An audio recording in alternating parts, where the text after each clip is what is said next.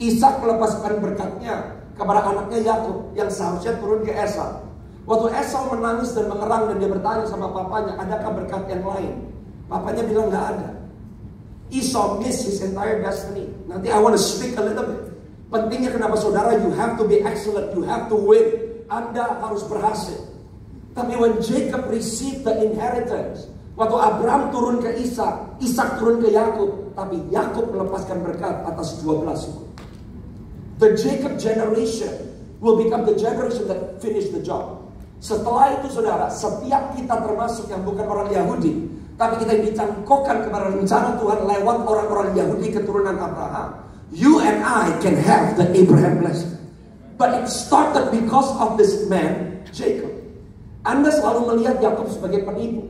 Nanti saya mau bukakan, tapi I feel like I want to show you this verse. 2 Timotius 3 ayat yang pertama. Karena ini keadaan akhir zaman. Ini keadaan saudara dan saya. Why must you be different? Kenapa the Jacob generation, the finishing generation, you have to succeed? Ketahuilah pada hari-hari terakhir akan datang masa yang sukar. Saudara dan saya nggak ada gunanya kita mengharapkan dan memimpikan masa yang baik. God says, the last days is a difficult generation. Hari terakhir adalah masa yang sukar. Ayat yang kedua. The whole problem itu ada di sini. Ayat yang kedua. Manusia akan mencintai dirinya sendiri dan menjadi hamba uang. All the other problem yang Anda baca dari ayat yang kedua, ayat yang ketiga, 4 dan 5. It started karena kalimat yang pertama. Manusia mencintai dirinya sendiri dan menjadi hamba uang.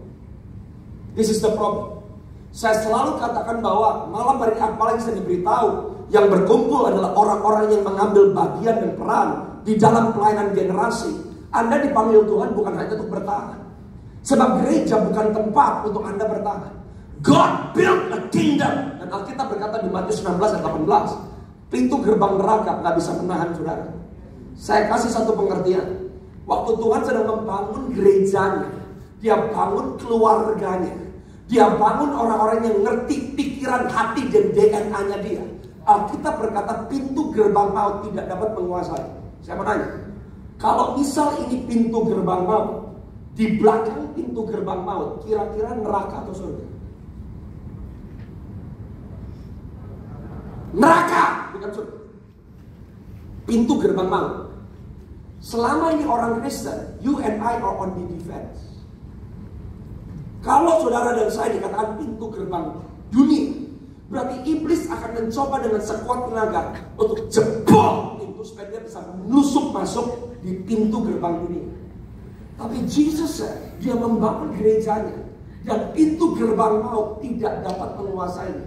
Saudara sadar nggak gereja yang dibangun oleh Tuhan